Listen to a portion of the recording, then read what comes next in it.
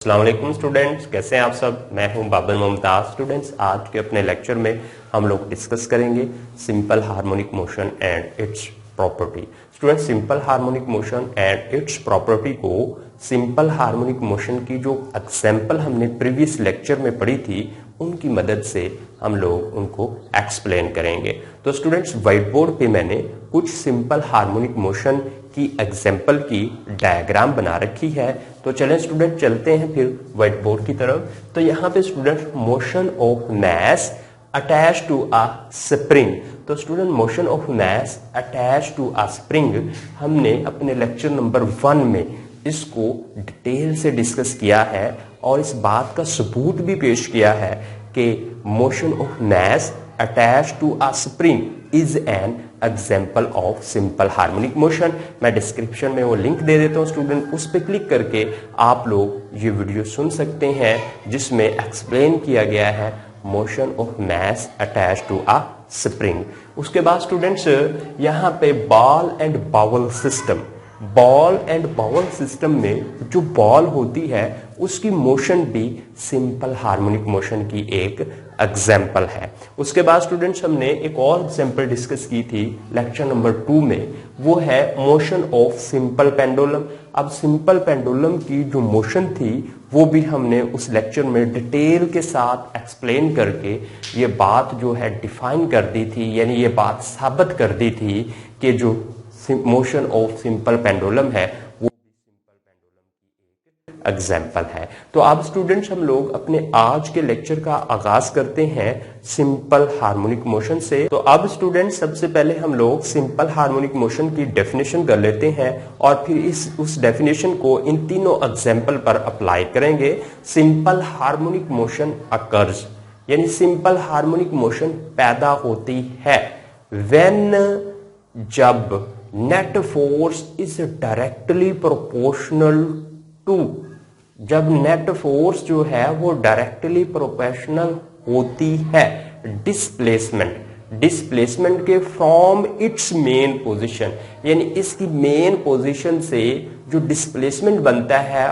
उसके net force जो है वो क्या होती है, डायरेक्टली प्रोपोर्शनल होती है and is always directed toward main position, और हमेशा उस फोर्स की जो सिमत होती है वो मेन पोजीशन की तरफ होती है। अब स्टूडेंट्स, हम लोग इस बात को इस एग्जाम्पल में देखते हैं। देखें यहाँ पे जो नेट फोर्स है स्टूडेंट्स, ये वाली नेट फोर्स F जो है, ये नेट फोर्स यानी यहाँ पे एक्सट्रीम पोजीशन A पर, जैसे ही ये स्प्रिंग था मैंने इसको खींचा यहाँ पे एक्सट्रीम पोजीशन A पर, देखें जो नेट फोर्स है स्टूडेंट्स, नेट फोर्स वो है रेस्टोरिंग फोर्स। अब ये रेस्टोरिंग फोर्स जो है इस डिस्प्लेसमेंट के यानी मेन पोजीशन से इस एक्सट्रीम पोजीशन A तक जो डिस्प्लेसमेंट है S, इसके डायरेक्टली प्रोपोर्शनल है, यानी जितना ज्यादा ये फासला होगा उतनी ही ज्यादा रेस्टोरिंग फोर्स होगी।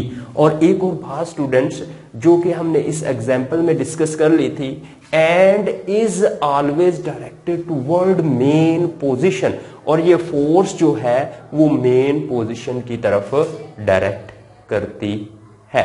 उसके बाद स्टूडेंट्स यहाँ पे देखें, यहाँ पे भी देखें स्टूडेंट्स, ये वाला बॉल ना तो इस सिमत में हरकत करेगा और ना ही इस सिमत में हरकत करेगा। बॉल ने किस सिमत में हरकत करनी है, ये वाली, यानी देखें ये, ठीक है। अब ये जो फोर्स F है, ये वाली रेस्टोरिंग फोर्स जो इस बॉल को वस्ती पोजीशन की तरफ खींच लाती है, ये वाली, ये कहता है कि इस डिस्प्लेसमेंट के यानी इस फासला के डायरेक्टली प्रोपोर्शनल होती है फ्रॉम इट्स मेन पोजीशन, यानी net force directly proportional to displacement from its mean position. तो ये बनता है student and is always directed toward mean position, और हमेशा ये किसकी तरफ अमल करेगी, मेन पोजीशन की तरफ। यहां पे भी होगी तो मेन पोजीशन की तरफ। तो यहां से बात साबित होगी बॉल एंड बाउल सिस्टम भी सिंपल हार्मोनिक मोशन की एग्जाम्पल है।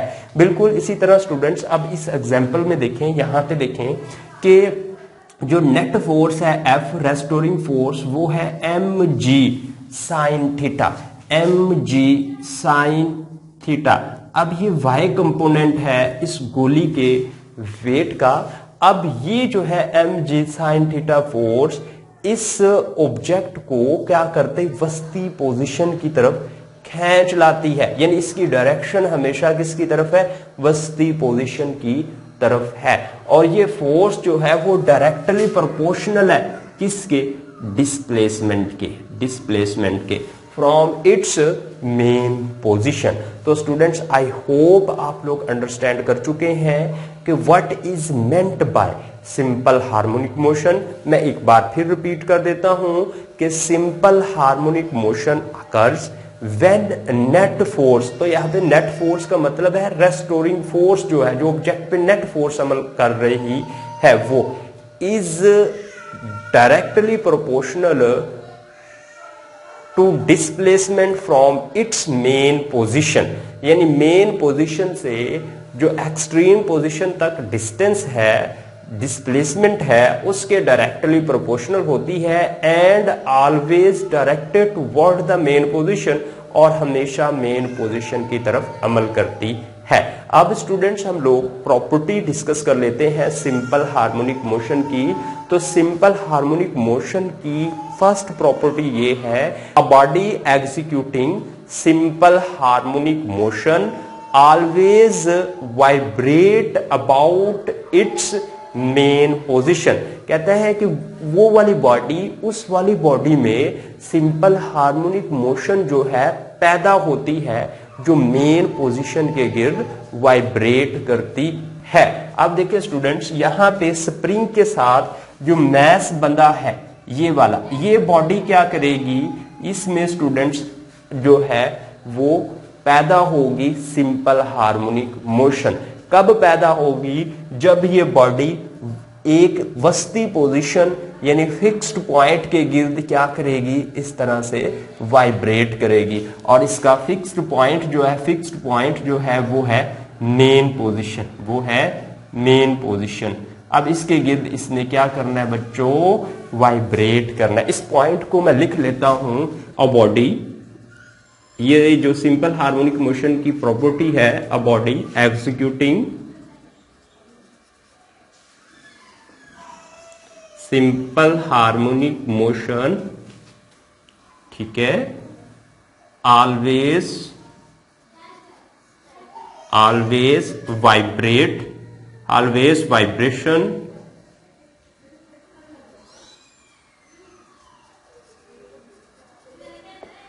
always vibrations about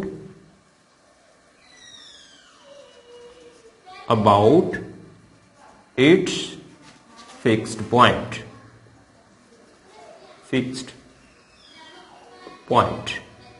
या पोजीशन।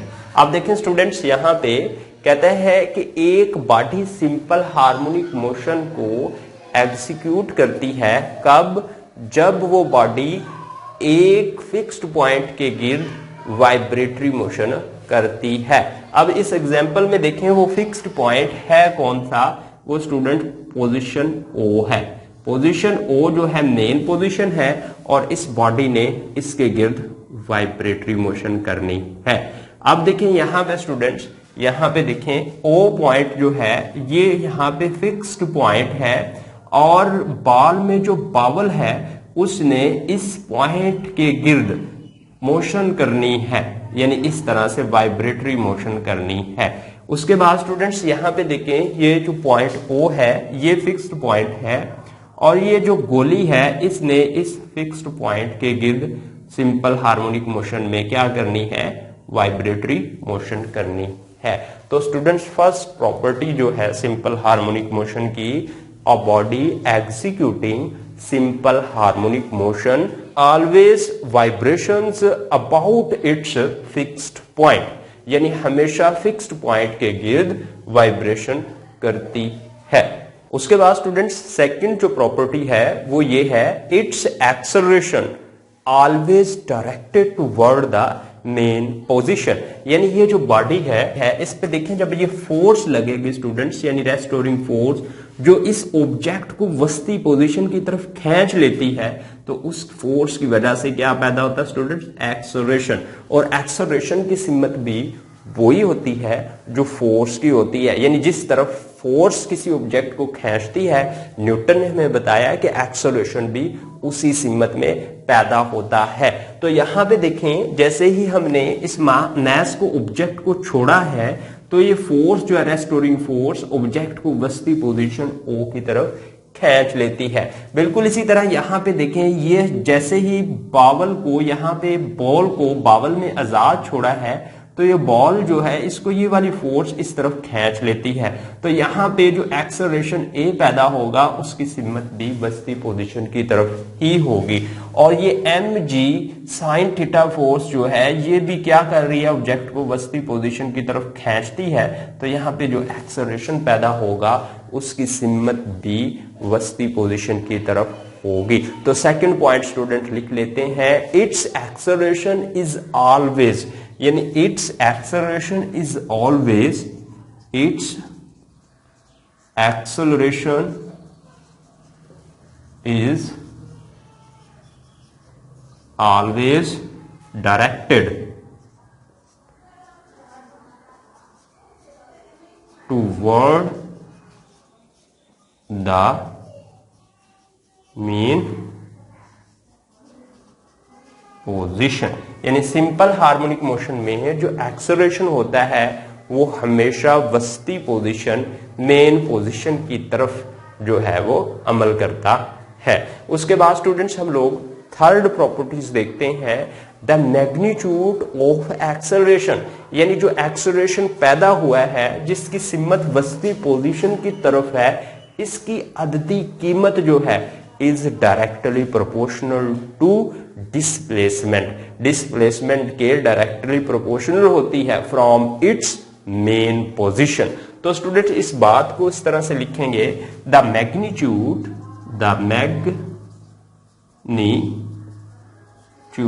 ऑफ एक्सेलरेशन is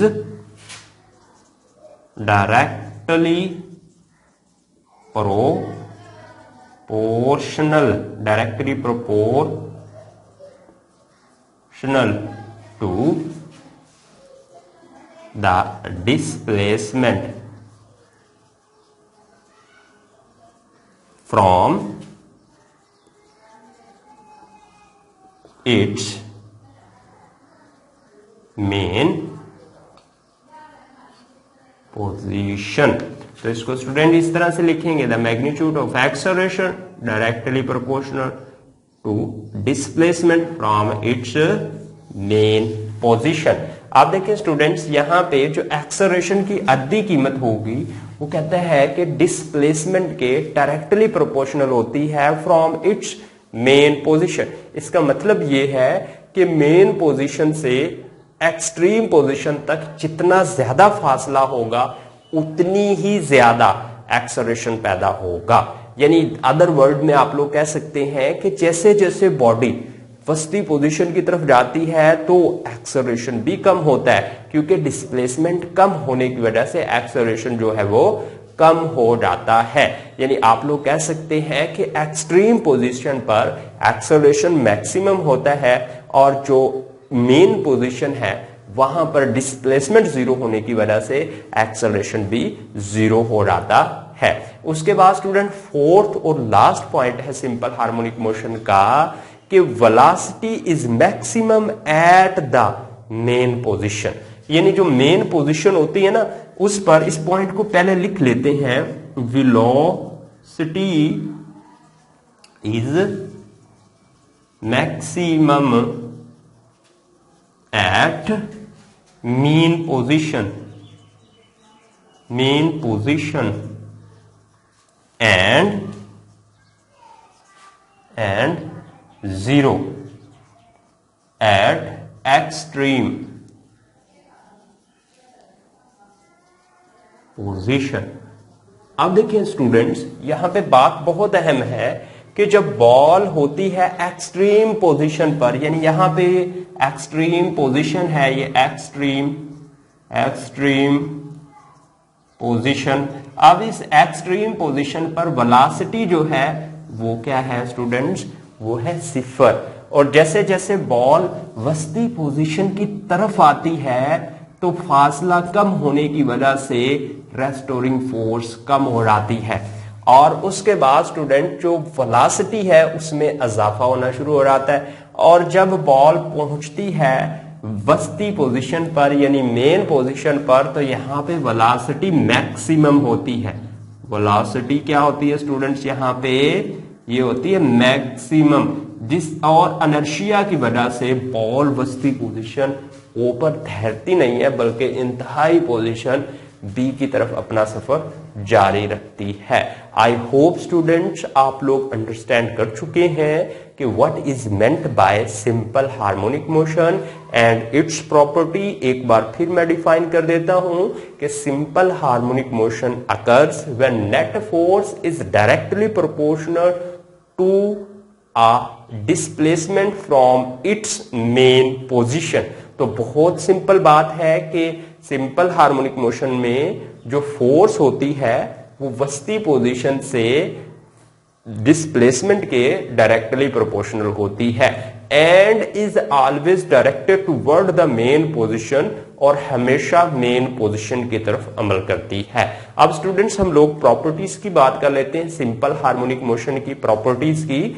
और body executing simple harmonic motion, एक body simple harmonic motion execute करती है ऑलवेज वाइब्रेट, हमेशा वाइब्रेट करती है अबाउट इट्स फिक्स्ड पोजीशन, जब वो हमेशा फिक्स्ड पोजीशन के गिर्द वाइब्रेटरी मोशन करती हो तब। उसके बाद स्टूडेंट्स सेकंड पॉइंट जो है इट्स एक्सेलरेशन, यानी जो एक्सेलरेशन है always directed toward the mean position. देखिए यहां बच्चों जो रेस्टोरिंग फोर्स थी उससे एक्सेलरेशन पैदा हुआ। अब रेस्टोरिंग फोर्स की अगर सिमत वस्ती पोजीशन की तरफ है तो फिर पैदा होने वाले एक्सेलरेशन की सिमत भी वस्ती पोजीशन की तरफ ही होगी। उसके बाद थर्ड पॉइंट में कहता है द मैग्नीट्यूड ऑफ एक्सेलरेशन, यानी अददी कीमत किसकी, एक्सेलरेशन की, इज डायरेक्टली प्रोपोर्शनल होती है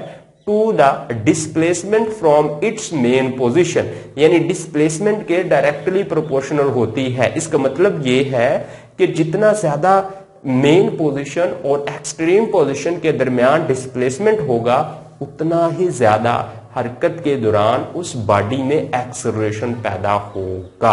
अब स्टूडेंट्स आप लोग इस तरह भी कह सकते हैं कि जो एक्सट्रीम पोजीशन से ऑब्जेक्ट जैसे ही हरकत करना शुरू करता है तो वहां पे ऑब्जेक्ट में मैक्सिमम एक्सेलरेशन पैदा हो जाता है, और जैसे ही ऑब्जेक्ट हरकत करता वस्ती पोजीशन के करीब पहुंचता है क्योंकि डिस्प्लेसमेंट कम हो रहा है तो एक्सेलरेशन भी कम हो जाता है। उसके बाद स्टूडेंट्स यहां पे आपने जो पॉइंट याद रखना है कि एक्सट्रीम पोजीशन पर एक्सेलरेशन मैक्सिमम और जो मीन पोजीशन है उस पर सिफर होता है। उसके बाद स्टूडेंट लास्ट पॉइंट है कि एक्सट्रीम पोजीशन पर वेलोसिटी जो है वो सिफर होती है और मेन पोजीशन पर क्या होती है, मेन पोजीशन पर क्या होती है, maximum. Student thank you for watching. अगर आप लोगों ने हमारे चैनल को सब्सक्राइब नहीं किया स्टूडेंट सब्सक्राइब कीजिए और बेल के बटन पर क्लिक कर दिए ताकि नेक्स्ट लेक्चर आप लोगों को टाइम पर मिल सके। ओके स्टूडेंट्स, अपना ख्याल रखें, अपने भाई को दुआ में जरूर याद कीजिएगा।